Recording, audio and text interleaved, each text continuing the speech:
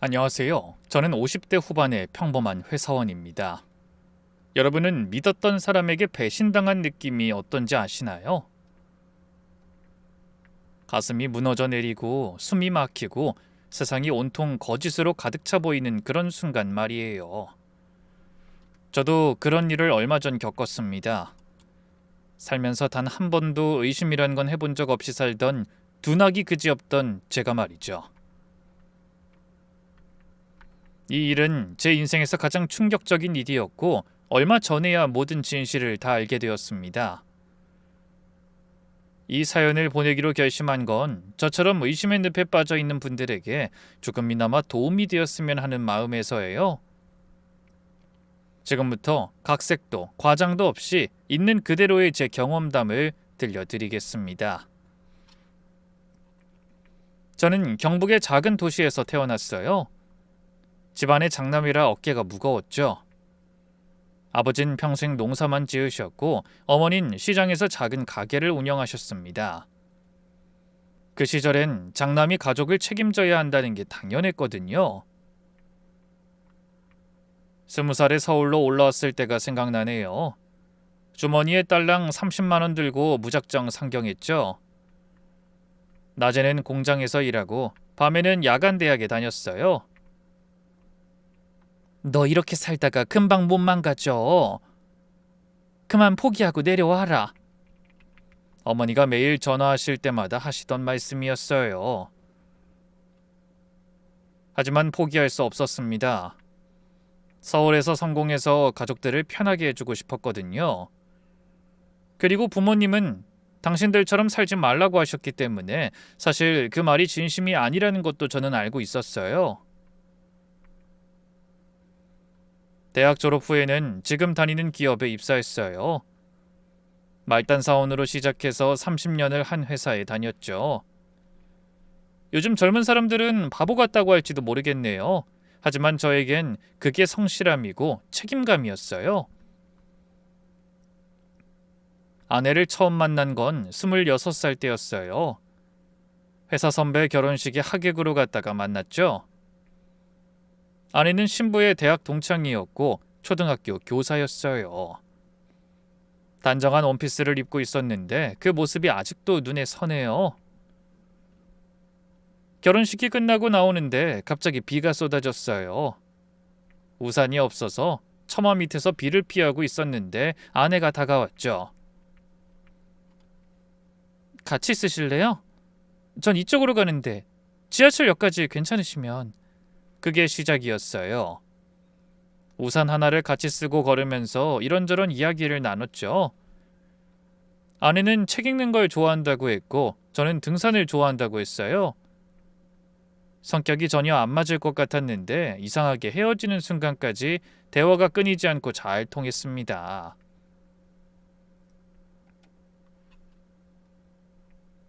일주일 후 퇴근길 버스 정류장에서 우연히 다시 만났어요.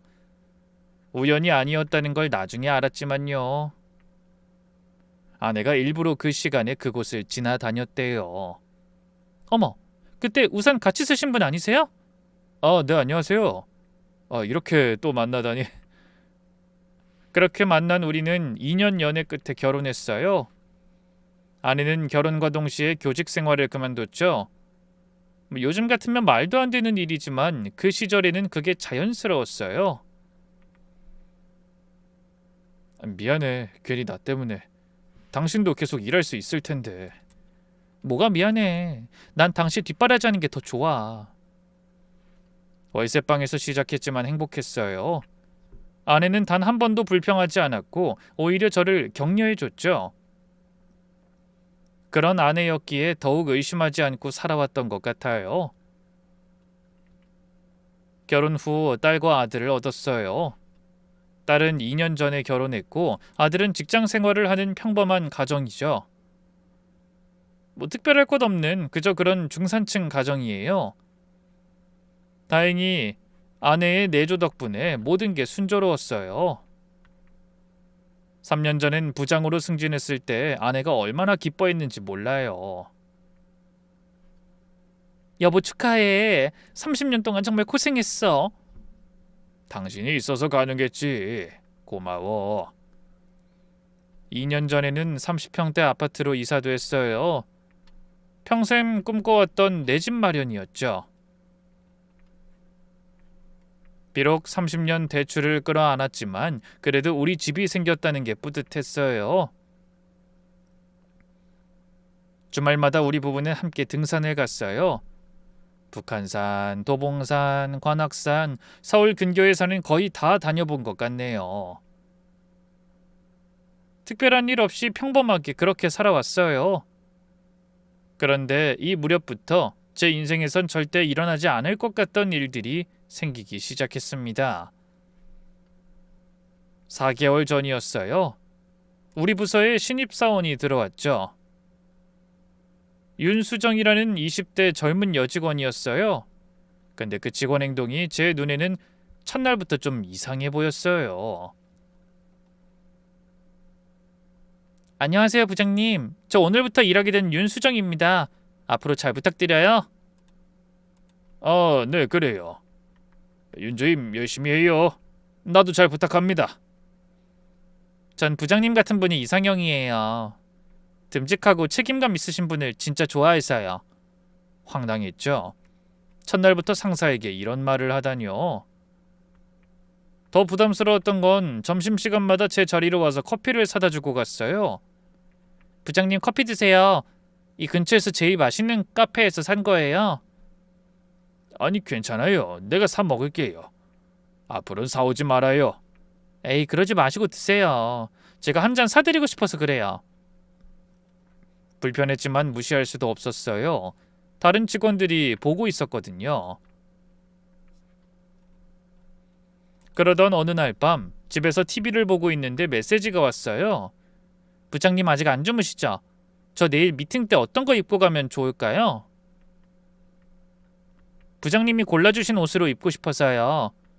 하얀색 블라우스로 입을까요? 심장이 쿵 내려앉았어요. 아내가 옆에 있었거든요. 황급히 메시지를 삭제했죠. 누구야 이 시간에? 그 회사에서 내일 회의 자료 확인한다고. 거짓말을 하면서도 가슴이 떨렸어요. 아무것도 아닌데 잘못한 것도 없으면서 괜히 불안한지 모르겠더라고요. 근데 정말 충격적인 일이 일어났어요. 다음 날 아침 윤주임이 하얀색 블라우스를 입고 출근했는데 속옷이 훤히 비치는 옷이었어요. 게다가 단추를 2개나 풀어놨죠. 다른 직원들도 수근거렸어요. 저는 못 본 척하고 일에만 집중하려 했는데 윤주임이 제 자리로 와서는 이러는 겁니다. 부장님 오늘 제 옷 어때요? 그냥 난 옷은 잘 모르지만 일할 때 불편하지 않은 옷이면 문제 없을 것 같은데. 어머 이거 부장님이 어제 골라주신 거잖아요. 순간 귀를 의심했어요. 주변 직원들이 모두 저를 쳐다봤죠. 뭐? 아니 내가 언제? 어제 문자로. 농담이에요. 제가 부장님 스타일 맞춰보려고 한 거예요. 그녀는 웃으며 자리로 돌아갔지만 사무실 분위기는 싸늘해졌어요. 그날 점심시간에 직원들이 저 모르게 하는 대화를 들었죠. 아니나 다를까 다들 오해를 하고 있더라고요. 부장님 진짜 그런 옷 입으라고 했을까? 아이 설마 근데 윤주임이 왜 저런 말을 하지? 뭔가 둘 사이에 있는 거 아닐까? 저녁에 문자도 보냈다던데. 억울했지만 일일이 직원들을 붙잡고 해명할 수도 없는 노릇이었죠. 그날 저녁 과장 한 명이 조용히 다가왔죠. 아이 부장님 조심하셔야 될 것 같아요. 직원들 사이에 이상한 소문이 돌기 시작했어요. 무슨 소문? 그냥 윤주임하고 부장님 사이에 뭔가 있는 거 아니냐고. 그게 끝이 아니었어요. 어느 날은 저에게 이런 제안까지 했어요. 부장님 저녁 한번 사주시면 안 돼요? 회사 적응이 어려워서 조언 좀 듣고 싶어요. 미안한데 난 회식 아니면 개인적으로 저녁 약속 안 해요. 그럼 점심이라도요. 아니면 커피라도. 단둘이 얘기하고 싶은 게 있어서요. 제가 계속 거절했지만 포기하지 않더군요.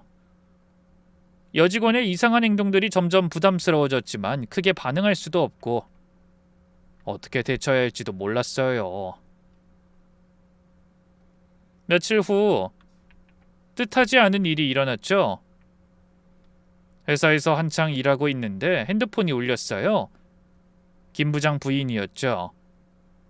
솔직히 같은 회사 부인에게서 전화가 온다는 건 정말 드문 일이잖아요. 작년 송년회 때 잠깐 인사한 게 전부였거든요. 그 순간 불길한 예감이 들었어요. 박 부장님, 잠깐 시간 좀 내주실 수 있으세요? 중요한 얘기가 있어서요. 목소리가 심상치 않았어요. 뭔가 조심스러우면서도 급한 느낌이었죠. 무슨 일이신데요? 전화로 좀 그래서요. 직접 만나서 말씀드릴게요. 점심시간에 시간 되세요? 가슴이 쿵쿵 뛰기 시작했어요. 왜인지 모르게 불안했죠. 회사 근처 커피숍으로 가는 동안 온갖 상상이 머릿속을 스쳐 지나갔어요. 김 부장이 나에 대해 뭔가 안 좋은 얘기를 했나? 아니면 윤주임 건으로 오해가 생긴 건가? 커피숍에 도착했을 때 김 부장 부인은 이미 와서 기다리고 있었어요. 구석진 자리에 앉아있는 모습이 왠지 비밀스러운 얘기를 하려는 것 같았죠. 오셨어요, 부장님? 네, 무슨 일이신지? 김 부장 부인의 표정이 정말 심각했어요. 평소의 밝은 모습과는 완전히 달랐죠. 커피를 한 모금 마시더니 한참을 망설이다가 입을 열었어요. 부장님, 이런 말씀 드리기 정말 조심스럽고 제가 오지랖인 건 알지만 편하게 말씀하세요. 무슨 일이신데요? 부장님 아내분이 젊은 남자를 자주 만나는 것 같아요. 순간 시간이 멈춘 것 같았어요. 오는 길에 별별 상상을 다 하면서 왔지만 아내와 관련된 일일 거라고는 생각조차도 못했거든요. 네? 뭐라고요? 손이 떨려서 커피잔을 제대로 잡을 수가 없었어요. 김 부장 부인이 계속 말을 이었죠. 제가 며칠 전에 강남 카페에서 봤는데 30대 정도로 보이는 남자랑 아주 진지하게 대화하고 계시더라고요. 처음엔 조카나 친척인가 했는데 계속 보다 보니까 머릿속이 하얗게 변했어요. 아무 생각이 나지 않았죠. 입술이 바짝 말라서 말이 제대로 나오지 않았어요. 그게 뭐 오해하신 것 아닐까요? 우리 아내가 그럴 리 없어요. 목소리가 떨렸어요. 김 부장 부인도 제 상태를 눈치챘는지 조심스럽게 말했죠. 저도 처음엔 그렇게 생각했어요. 근데 이것 좀 보세요. 김 부장 부인이 핸드폰을 꺼내 사진을 보여줬어요. 손가락이 떨려서 화면이 제대로 보이지 않았지만 분명 아내였어요.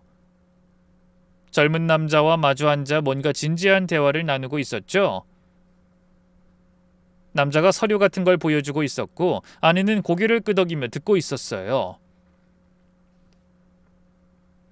가슴이 무너져 내리는 것 같았어요. 이게 언제... 3일 전이에요. 우연히 지나가다 봤는데 1시간 넘게 얘기하시더라고요. 근데 제가 두 사람을 본 게 한 번이 아니라서 우리 동네에서 자주 만나는 것 같더라고요. 아무 말도 할 수 없었어요. 머릿속이 텅 비어버린 것 같았죠. 김 부장 부인이 걱정스러운 표정으로 물었어요. 부장님 괜찮으세요? 제가 괜한 일을... 아니에요. 알려주셔서 감사합니다. 확인해 보시는 게 좋을 것 같아요. 괜한 오해일 수도 있지만 요즘 세상이 워낙... 김 부장 부인이 가고 난 후에도 한참을 앉아 있었어요. 커피는 식어버렸고 손은 계속 떨렸죠. 설마 내 아내가 바람을? 분명 다른 이유가 있을 거야. 가서 물어보면 아내가 대답해 줄 거야.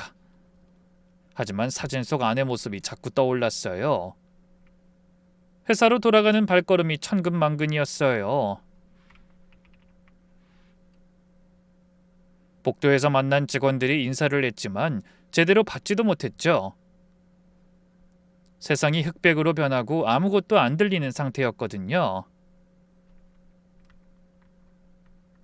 자리에 앉아서도 일이 손에 잡히지 않았어요.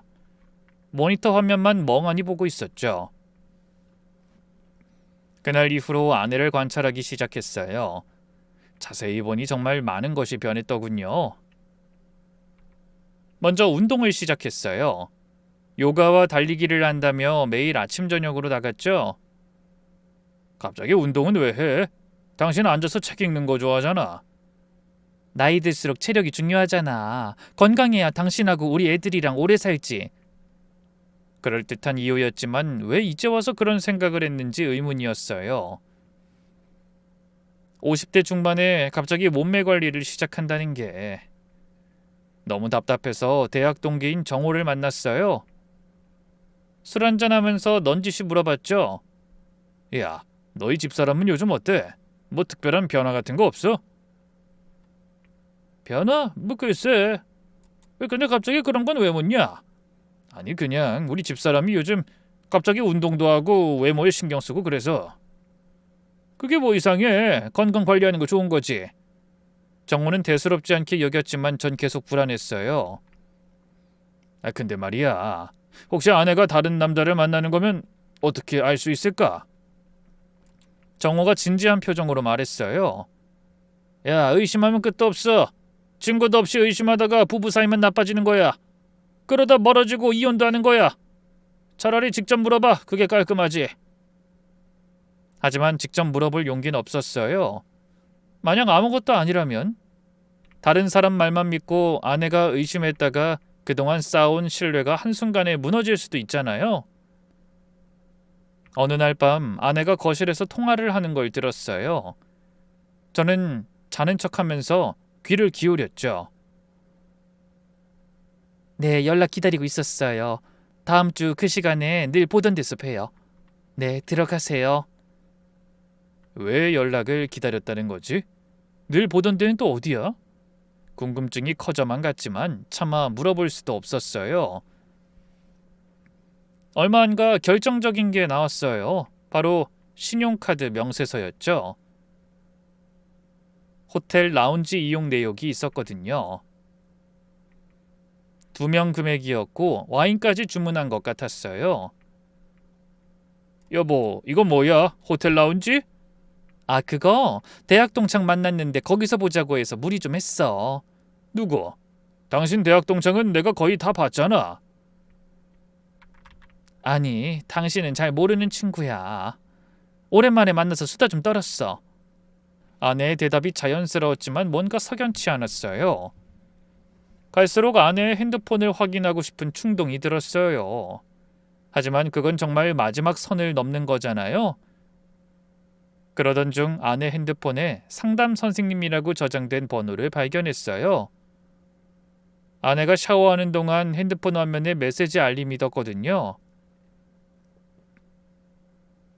좋은 방법이 있을 것 같아요. 모레쯤 뵐 수 있을까요?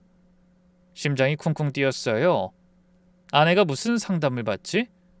왜 나한테는 얘기 안 한 거지? 아내가 나오자 아무것도 못 본 척했지만 그냥 지켜보기엔 너무 불안했어요. 더는 참을 수가 없었어요. 아내를 미행하기로 마음먹었죠. 부끄럽고 치사한 일이라는 것도 알았지만 진실을 알아야겠다는 생각뿐이었어요. 그날 아침 거짓말을 했어요. 여보, 오늘 오후에 거래처 미팅이 있어서 좀 늦을 것 같아. 그리고 회사에 도착하자마자 반차 신청을 급히 냈어요. 11시쯤 회사를 나왔어요. 아내는 보통 11시 반에 집을 나서거든요. 회사 근처 가게에서 모자를 하나 샀어요. 혹시 아내가 알아볼까 봐요. 거울을 보니 스스로도 한심했지만 멈출 수 없었어요. 친구 말대로 한번 의심이 시작되니 걷잡을 수 없더라고요. 30분 정도 지나자 아내가 집에서 나왔어요. 운동복 차림이었는데 평소보다 화장을 진하게 한 것 같았어요. 가방도 큰 걸 들고 있었고요. 아내는 버스 정류장으로 걸어갔어요. 저는 거리를 두고 따라갔죠. 심장이 터질 것 같았어요. 결혼 생활에서, 아니 살면서 제가 이런 일을 하게 될 줄은 꿈에도 몰랐죠. 아내가 탄 버스는 요가원이 있는 방향이 아니었어요. 반대 방향인 강남 쪽으로 가는 버스였죠. 저는 택시를 잡아탔어요. 아저씨, 저기 저 버스 따라가 주세요. 40분쯤 지나 아내가 강남의 한 정류장에서 내렸어요. 주변은 오피스텔과 상가들이 즐비한 번화가였죠. 아내는 핸드폰을 확인하더니 한 오피스텔로 들어갔어요. 오피스텔? 누가 여기 사는 거야? 손이 떨렸어요. 다리에 힘이 풀려서 제대로 설 수도 없었습니다. 그래도 그 뒤를 따라 들어갔어요. 아내는 엘리베이터를 탔고 층수 표시를 보니 15층에서 멈추더라고요. 일부러 8층까지 계단으로 올라갔다가 15층에서 내렸죠. 복도를 살펴보니 아내의 모습은 보이지 않았어요. 이미 어느 집으로 들어간 뒤인 것 같았죠. 분명 다른 이유가 있을 거야. 건물 안에 상가일 수도 있고. 애써 스스로를 위로하며 1층으로 내려왔어요. 바로 근처 카페에 자리를 잡았죠. 오피스텔 입구가 잘 보이는 창가 자리였어요. 커피를 시켰지만 한 모금도 마실 수 없었어요. 목이 바짝 타들어갔지만 뭘 넘길 수가 없는 상태였거든요. 그때부터 시계를 수없이 확인했어요. 제발 아무 일도 아니기를. 1시간이 지나도 아내는 나오지 않았죠. 불안감이 극에 달했습니다. 그때부턴 온갖 상상이 머릿속을 가득 채웠습니다. 30분이 더 지나 드디어 오피스텔 문이 열리고 아내가 나왔어요. 근데 아내는 혼자가 아니었어요. 30대 중반으로 보이는 남자와 함께였죠. 김 부장 아내가 보여준 사진 속 남자가 맞는 것 같았어요. 키도 크고 잘생긴 얼굴, 아내와 나란히 서 있는 모습이 마치 연인 같았죠. 두 사람은 자연스럽게 대화를 나누며 걸었어요. 그걸 보는데 눈앞이 뿌옇게 흐려졌죠. 두 사람은 건너편 카페로 들어갔어요. 저도 무작정 따라 들어가 다른 층 구석 자리에 앉아 그들을 지켜봤죠. 창가 자리에 앉은 두 사람은 계속 이야기를 나눴어요. 남자가 서류를 꺼내 보여주고 아내는 고개를 끄덕이며 듣고 있었어요. 가끔 뭔가를 적기도 했고요. 정확히 본 건 아니지만 남자가 아내의 손을 잡는 것 같았어요. 확실히 둘 사이는 친밀한 분위기였죠. 잠시 뒤 두 사람이 일어났어요. 그때 남자가 가방에서 뭔가를 꺼냈어요. 비타민인지 영양제인지 통이 여러 개 들어있는 쇼핑백이었어요. 아내에게 건네주면서 뭐라고 말했는데 아내는 손사래를 쳤죠. 하지만 남자가 계속 권하자 결국 받았어요. 그리고 악수를 하고 헤어졌는데 그 악수가 너무 길었어요. 남자는 지하철역으로, 아내는 버스 정류장으로 향했습니다. 제 눈엔 그것도 두 사람만의 어떤 약속 같은 걸로 읽히더라고요. 항상 이런 식으로 만나고 헤어졌겠죠.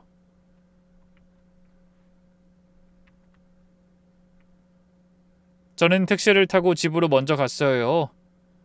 아내보다 먼저 도착해서 아무것도 모르는 남편 행세를 해야 했으니까요. 집에 도착하자마자 화장실로 뛰어갔어요. 아무것도 나오지 않았지만 한참을 헛구역질했죠. 거울에 비친 제 얼굴은 늙고 초췌하기 그지없었어요. 자꾸 그 젊은 남자와 제 얼굴이 비교돼 보이는 기분까지 들더라고요. 아내가 들어왔을 때 최대한 평정심을 유지하려 했었죠. 요가 잘하고 왔어? 오늘 좀 힘든 동작 배웠어. 땀이 많이 났네. 거짓말이었어요. 아내의 머리는 전혀 젖어 있지 않았고 화장도 그대로였거든요. 아내는 가방에서 뭔가를 꺼내 식탁 위에 올려놨어요. 영양제 통 여러 개가 들어있는 그 쇼핑백이었죠. 그 남자가 건네준 제가 본 그것이었어요. 이건 뭐야? 누가 줬어? 아, 친구가 주더라고. 건강식품 회사 다니거든. 샘플이래. 친구? 어떤 친구? 고등학교 친구. 또 거짓말이었어요. 이젠 당황하는 기색도 없더라고요. 아내가 샤워하러 들어갔어요. 가방을 슬쩍 봤더니 요가복은 깨끗했어요. 전혀 입은 흔적도 없었죠. 옆에 누워있는 아내는 이제 제가 모르는 낯선 사람처럼 느껴졌습니다. 곤히 잠든 아내의 얼굴을 보며 생각했어요. 이제 와서 왜? 그 남자가 뭐가 그렇게 좋아서? 애들 생각은 안 해. 새벽 3시까지 뒤척이다가 거실로 나왔어요. 위스키를 한 잔 따라 마셨죠. 쓴맛이 목을 타고 내려갔지만 마음의 쓴맛은 사라지지 않았어요. 그날 이후로 모든 게 무너지기 시작했어요. 밤마다 악몽에 시달렸고 회사에서도 집중할 수가 없었죠. 그러던 중 결국 큰 실수를 저질렀어요. 30억 규모의 계약건이었는데 프레젠테이션 자료에서 단가를 잘못 적은 거예요. 10억이나 차이가 났죠. 거래처 사정이 회의 중에 그걸 발견했어요. 아이 부장님, 이게 뭡니까? 단가가 왜 이래요? 지금 우릴 바보로 하시는 겁니까? 죄송합니다. 제가 실수요? 300억짜리 계약을 실수로 날려먹을 뻔했다고요? 회의실에 있던 모든 사람 앞에서 망신을 당했어요. 신입 때도 안 겪어본 일이었는데 회사 생활을 하며 처음 겪는 굴욕이었죠. 전무팀이 직접 나서서 겨우 수습했지만 제 입지는 완전히 좁아졌어요. 박 부장님이 나이가 들어서 그런가 이제 물러날 때가 됐나 봐. 저도 느낄 정도로 집중력이 떨어졌어요. 간단한 서류 작업도 제대로 못했죠. 아내의 거짓말이 계속 머릿속을 맴돌았거든요. 그 남자는 누구지? 언제부터 만난 거지? 언제부터 두 사람 관계가 시작된 건지 오로지 아내 문제에만 몰두했죠. 멍하니 있다가 누가 말을 걸어야 겨우 정신을 차렸죠.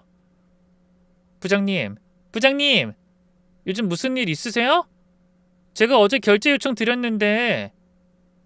미안해. 내가 지금 바로 할게. 그 와중에도 윤주임은 여전히 제 주변을 맴돌았어요. 오히려 더 적극적이었죠. 부장님 요즘 힘드시죠? 제가 도와드릴 일 없을까요? 전 끝까지 부장님 편이에요. 그 말이 왜 그렇게 불길하게 들렸는지 모르겠어요. 어느 날 오후 화장실에 갔다가 김 부장의 통화 내용을 듣게 됐어요. 화장실 칸막이 안에서 통화하는 소리가 들렸죠. 아이 그래, 당연히 내 차례지. 전무님도 은근슬쩍 나라고 알려주는 것 같던데 부장 자리도 곧 비겠어. 위에서도 눈밖에 났다니까. 조금만 기다려. 곧 좋은 소식 있을 거야. 순간 다리에 힘이 풀렸어요. 모든 게 눈앞에서 무너지는 느낌이었죠. 전 회사에서의 입지도 가정에서의 신뢰도 모든 게 산산조각 나고 있었어요. 화장실 칸에 주저앉아 한참을 있었어요. 눈물이 나올 것 같았지만 참았죠. 58년 인생에서 이렇게 비참한 적이 있었나 싶었어요.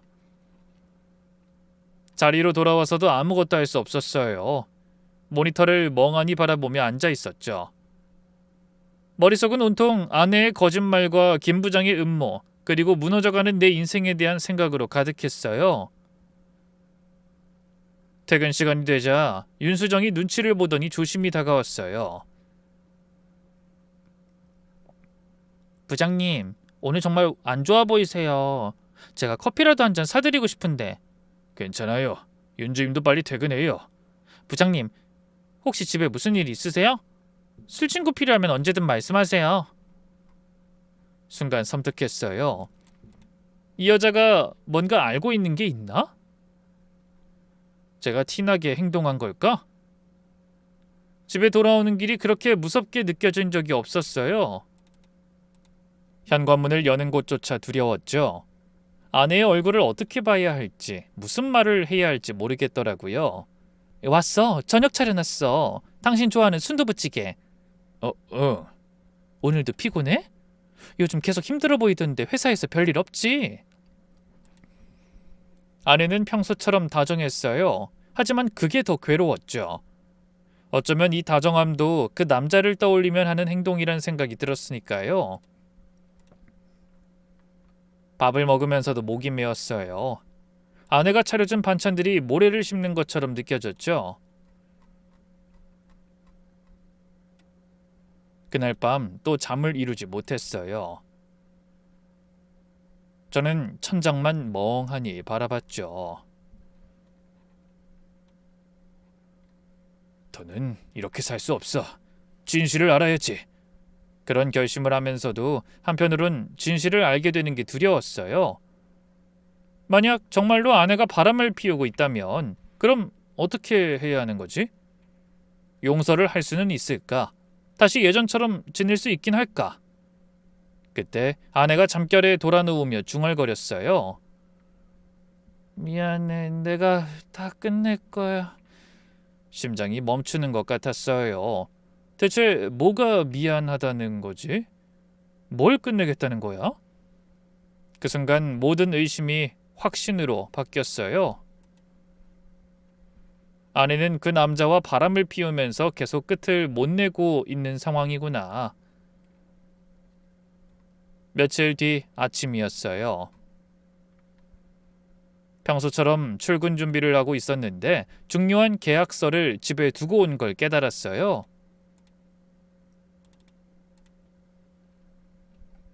그날 오전에 있을 중요한 미팅에 꼭 필요한 서류였죠.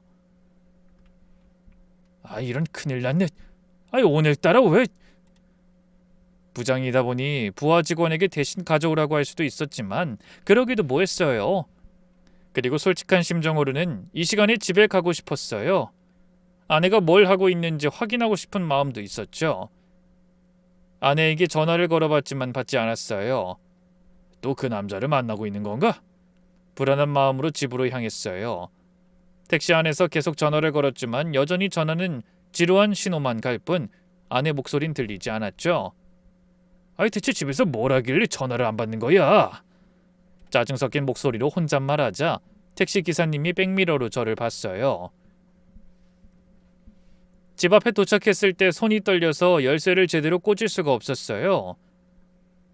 최악의 장면을 보게 되진 않을까 하는 두려움이었죠. 현관문을 열고 들어가니 집안이 조용했어요. 거실은 텅 비어 있었고요. 근데 현관 앞에 낯선 남자 구두가 있었어요.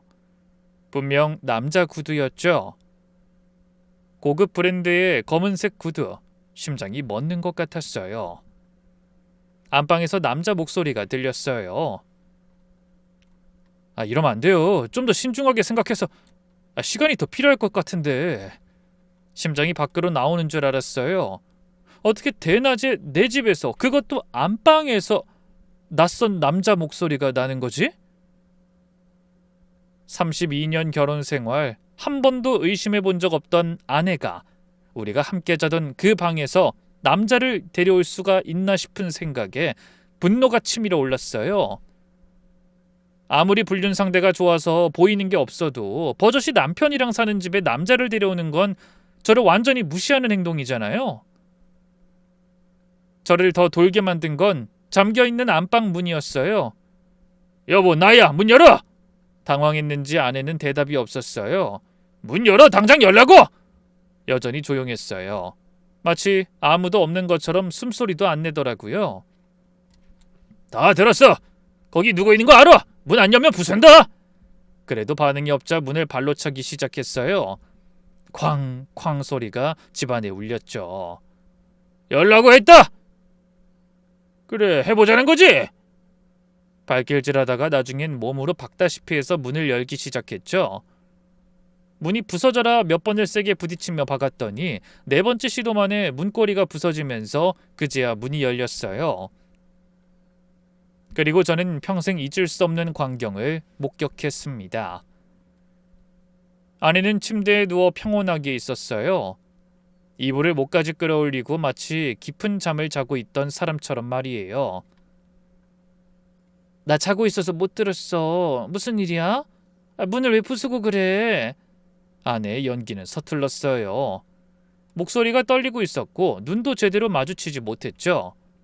뭐? 자고 있었다고? 방금까지 남자 목소리 들렸는데? 아니, 무슨 소리야. 자고 있었다니까. 감기약 먹고 잤더니. 거짓말하지 마! 현관에 남자 굿은 뭔데? 방 안을 둘러봤어요. 남자 스킨 냄새도 났고 의자 위엔 낯선 재킷이 걸려 있었어요. 그리고 침대 밑으로 남자 양말이 살짝 보였죠. 진짜 누굴 바보로 하는. 침대 밑에 누구 있지? 무슨 소리라는 거야? 일어나! 당장 일어나라고! 사람 미치는 꼴 보고 싶어? 아니, 갑자기 왜 이러는데? 당신답지 않게. 나다운 게 뭔데? 나와! 침대 밑에 누구 있잖아! 아내를 일으켜 세웠어요. 그리고 침대를 들어 올렸죠.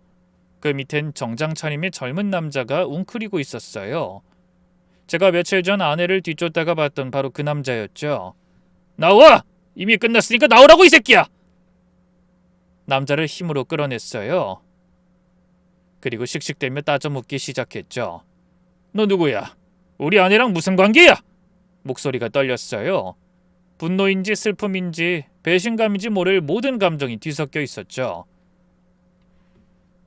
맘 같아서는 주먹으로 얼굴을 한 대 때려버리고 싶었는데 저도 기진맥진하더라고요.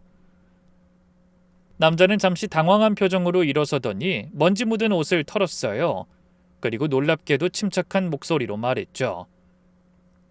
오해입니다. 전 여기 일 때문에 온 거예요. 일이요?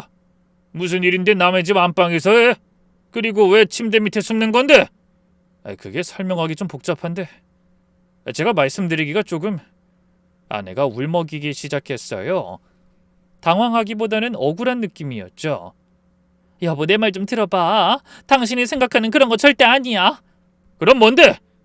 남자를 집까지 데리고 침실에서 둘이 있었는데 그런 게 아니야? 제발 일단 진정하고 얘기 좀 들어봐. 아내가 고개를 끄덕이자 남자가 주머니에서 뭔가를 꺼냈어요. 지갑이었죠. 그리고 그 안에서 신분증을 꺼내 보여줬어요. 저는 사설 탐정입니다. 이건 제 자격증이고요. 사무실로 전화해 보셔도 돼요. 사설 탐정이요? 그게 무슨... 사모님께서 절 고용하셨습니다. 3개월 전부터요. 머릿속이 하얗게 변했어요. 아내를 돌아봤죠. 당신이 탐정을 고용했다고? 왜? 뭐 때문에? 아내가 흐느끼며 말했어요. 당신이 회사 여직 어디랑 바람 피운다고 해서 나한테 증거 사진도 보여주고. 뭐? 그게 무슨 말도 안 되는... 대체 누가? 나도 처음엔 안 믿었어. 근데 김 부장 부인이 계속 찾아와서 날 돕고 싶다는 거야. 먼저 증거를 잡아야 한다고. 탐정이 노트북을 꺼냈어요. 지금까지 제가 조사한 자료도 다 보여드릴게요. 오해를 푸는 게 좋을 것 같아서요. 노트북 화면에는 제 일거수일투족이 기록돼 있었어요. 출퇴근 시간, 회사에서의 동선, 점심 먹는 식당까지. 3개월간 조사했지만 부장님은 전혀 바람으로 보일 만한 단서가 없었습니다. 오히려 그 여직원 윤수정 씨가 계획적으로 접근한 것으로 보이더라고요. 화면을 넘기자 더 충격적인 사진들이 나왔어요. 김 부장과 윤수정이 은밀하게 만나는 사진들이었죠.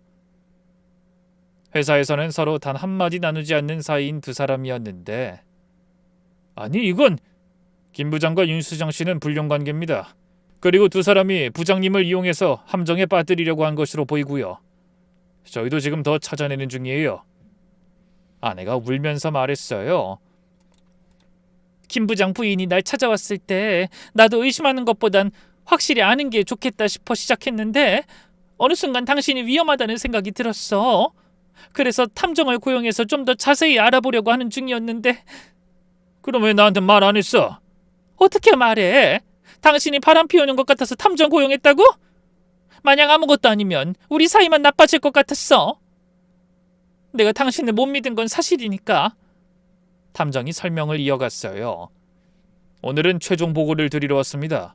근데 부장님이 갑자기 들어오시는 바람에 아직 사모님이 결정한 일이 아니라서 급히 숨은 거예요. 그렇다고 침대 밑에 숨는 게 말이 돼요? 더 오해만 사잖아요. 죄송합니다. 순간 당황해서 베란다로 나가려다가 미끄러지는 바람에. 상황이 우스꽝스러우면서도 비참했어요. 저는 아내를 의심하고 아내는 저를 의심하다가 걱정으로 바뀌고 서로를 위한다며 벌인 일이 이 지경이 된 거죠. 거실로 나와 함께 앉아 탐정 노트북에서 더 많은 자료를 보기 시작했어요. 부장님, 이것 좀 보세요. 윤수정 씨의 과거 기록입니다. 화면에는 윤수정의 이력이 나왔어요. 이전 회사에서도 비슷한 일이 있었던 내용이었죠. 윤수정 씨는 이전 직장에서도 상사와 스캔들을 만들어 돈을 뜯어낸 적이 있습니다. 그리고 이번엔 김 부장과 함께 모의한 일로 보이는데 아내가 말했어요.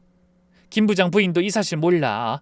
그 여잔 정말로 자기 남편이 알려준 대로 당신이 회사에서 여직원하고 바람 피운다고 믿었던 거야. 뭐? 김 부장이 그 말을 했다고? 자기가 난처해지니까 부인을 속인 거지. 그리고 이 기회에 당신을 그런 일로 제거하면 승진에도 더 유리한 위치가 되니까 좋은 방법이라고 생각했을 거야. 탐정이 결정적인 증거를 보여줬어요. 이건 며칠 전에 저희가 찍은 사진입니다. 회사 옥상에서요. 김 부장과 윤수정이 옥상 한쪽에서 포옹하고 있는 사진이었어요. 부장님, 혹시 며칠 전에 옥상에 올라가신 적 있으세요? 네, 있죠. 담배 피우러 갔다가 그때 문 앞에서 뭔가 이상한 소리가 나서 다른 직원들이 쉬고 있나 싶어서 그냥 내려왔는데 설마? 네, 바로 그날입니다. 김 부장과 윤수정이 부장님이 자신들을 봤다고 착각한 거예요. 이 두 사람 정말 치밀하게 만남을 이어가고 있어요. 증거 사진 하나 안 나오게 만났는데 여기서 딱 잡혔어요.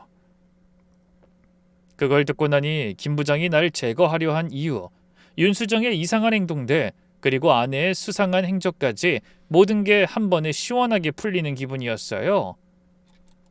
그럼 그 오피스텔에서 두 사람이 만난 것도 그때 탐정님이 이걸 알려주려고 불렀었어. 어떻게 당신은 지킬지 상의했던 거야. 아내가 가방에서 서류를 꺼냈어요. 이것 봐. 김 부장이 당신을 모함하려고 준비한 서류들이야. 성추행 고소장, 초안도 있고 우리가 먼저 손 쓰지 않았으면. 손이 떨렸어요. 만약 아내가 이걸 미리 알아내지 못했다면 얼마나 억울했을까. 당신 요즘 힘들어하는 거 알았어. 잠도 못 자고. 그게 다 나 때문이었구나. 아니야, 난 당신이 다른 사람. 차마 말을 못하고 고개를 떨구자 아내가 울음을 터뜨렸어요. 미안해, 정말 미안해. 당신을 지키려다가 오히려 더 힘들게 만들었어. 탐정이 자리에서 일어났어요. 전 이만 가보겠습니다. 나머진 두 분이서 잘 얘기하시는 게 좋을 것 같네요. 잠깐만요. 제가 탐정을 붙잡았어요. 김 부장과 윤주임 관계는 확실한 거죠? 네, 확실합니다. 필요하시면 모든 증거 자료 드릴 수 있습니다. 탐정이 가고 난 후 아내와 오랜만에 편한 마음으로 마주 앉았어요. 난 당신이 운동 시작한 것도 그것도 수상했어? 탐정님이 그러더라고. 이 싸움을 하려면 체력이 중요하다고. 앞으로 몇 달은 계속 긴장해야 할 것 같아서 탐정님이 많이 도와주시더라고. 스트레스 받는다고 비타민이랑 영양제 선물도 해주시고. 모든 게 이해가 됐어요. 아내의 수상한 행동들이 사실은 나를 위한 것이었다니. 호텔 라운지에서 만난 것도 그럼. 그때도 탐정님이랑 만나서 증거자료 받았던 거야. 그 사무실이 멀어서. 근데 왜 나한테 말 안 했어? 뭐 우리가 남이야? 당신 성격을 내가 아니까. 정직하고 고든 당신 성격에 이런 일에 휘말리면 얼마나 스트레스 받을지 뻔했어. 회사 일도 제대로 못할 것 같았고. 아내가 계속 설명했어요. 김 부장 부인이 처음 찾아왔을 때 뭔가 이상하긴 했어. 당신이 바람 피운다는 증거라고 보여준 사진도 계속 보니까 조작된 것 같았고. 그래서 혼자 알아보기 시작했는데. 그래서 탐정까지 간 거야? 근데 알아보니까 김 부장과 윤수정이 짜고 치는 판이더라고. 당신을 몰아내고 김 부장이 그 자리를 차지하려고. 아내가 또 다른 서류를 보여줬어요. 이것 봐. 전무도 연루된 것 같아. 김 부장이 전무한테 뇌물 준 기록도 있더라고. 충격이었어요. 회사 내 이런 음모가 있었다니 저도 참 둔하게 살았구나 싶더라고요. 당신 참 대단해. 이걸 혼자 다 알아냈어? 아내가 탐정이 남긴 USB를 컴퓨터에 꽂았어요. 이건 당신도 봐야 해. 당신이 보면 좀 충격받을 수도 있지만. 화면에 동영상 파일들이 나타났어요. 첫 번째 영상은 익숙한 회사 옥상이었어요. 김 부장과 윤주임이 함께 있었죠. 김 부장에게 오빠라고 부르면서 팔짱을 꼈어요. 오빠, 그 늙은이 정말 답답해. 나 언제까지 해? 진짜 안 넘어오면? 조금만 참아. 곧 끝나. 내가 전무까지 올라가면 너도 편해질 거야. 그 이상한 아저씨한테 들이대는 거 너무 힘들어. 커피 사다 주고 웃어주고. 고생한다 우리 수정이. 대신 이번 일 끝나면 해외여행 가자. 잠시 뒤 옥상 문을 열고 들어가려다가 멈추는 제 모습이 스치듯 보였어요. 이때 당신이 문 여는 소리 듣고 당황한 거 보이지? 자기들을 봤다고 생각한 거야. 아내가 또 다른 문서를 꺼냈어요. 이건 김 부장이 작성한 거야. 당신을 모함하는 내용들. 서류를 보니 경악스러웠어요. 제가 윤수정을 성추행했다는 허위 진술서, 조작된 메시지 내용, 심지어 합성된 사진까지 사람 하나 나락으로 보내는 건 아무 일도 아니더라고요. 이 모든 게 거짓말로도 가능하다는 게 놀라울 따름이었죠. 이런 걸 어떻게, 사람이 어떻게 이런 짓을 할 수가 있어?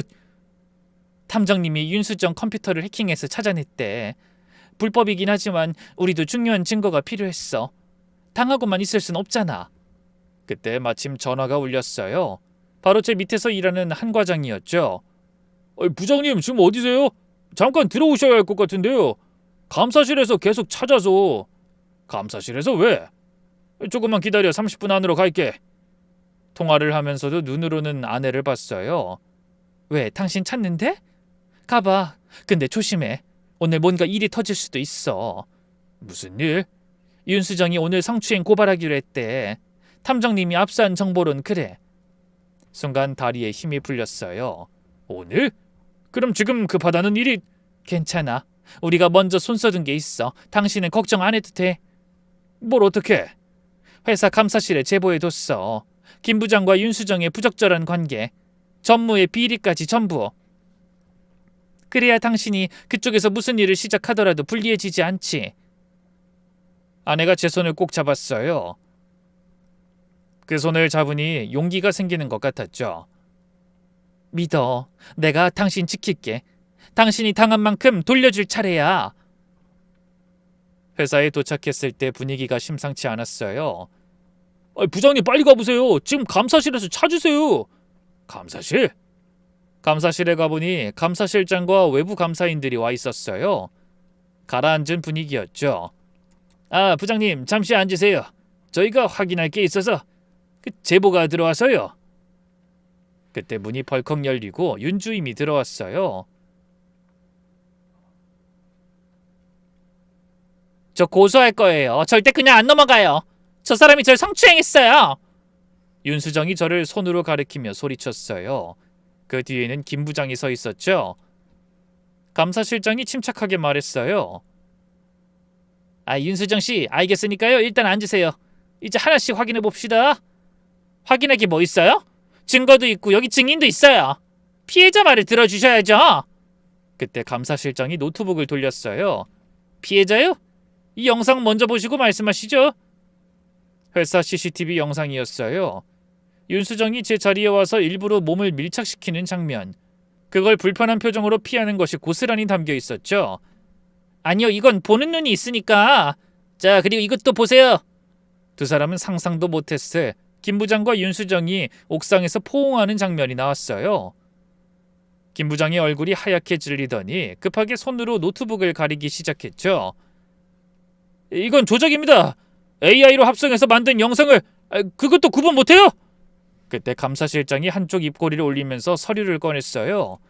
김 부장, 당신이 윤수정 씨를 부정 채용한 기록입니다. 그리고 전무님께 건넨 금품 내역도 있고요. 이건 다 어떻게 설명하실 건데요? 그런 적 없습니다. 은행 기록이 다 있습니다. 그리고 더 충격적인 서류가 나왔어요. 윤수정 씨, 전 직장에서도 비슷한 일로 합의금 받은 기록입니다.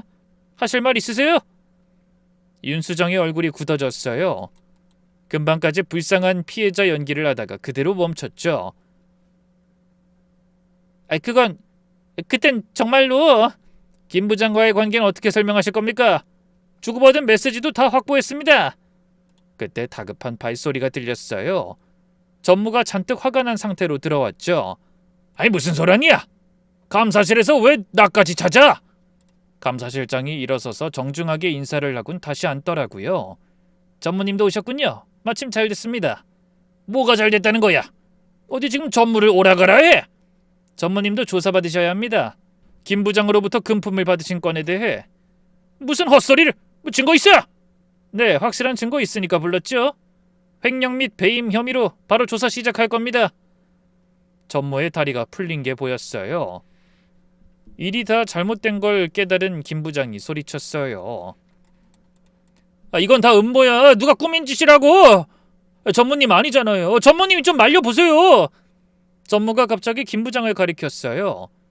두 사람 모두 핏대를 세우며 얼굴이 붉어졌죠. 다 이놈이 꾸민 일이야. 난 몰랐어. 김 부장이 혼자 한 거라고. 뭐라고요? 전무님이 먼저 제안하셨잖아요. 본인 자리 저한테 주겠다고. 언제 내가? 뭐 증거 있어? 이게 아주 전무를 우습게 보네. 녹음도 있고 문자도 있습니다. 제가 그거 이쪽에 넘기면 전무님도 끝이에요. 두 사람이 서로를 향해 소리치기 시작했어요. 이 배은망덕한 놈! 내가 널 어떻게 여기까지 끌어올렸는데! 배은망덕은 누가 전무님이 돈 받고 절 이용한 거잖아요. 그때 제가 일어섰어요. 더는 듣고 있을 수 없었죠. 그만하십시오. 모두가 절 봤어요.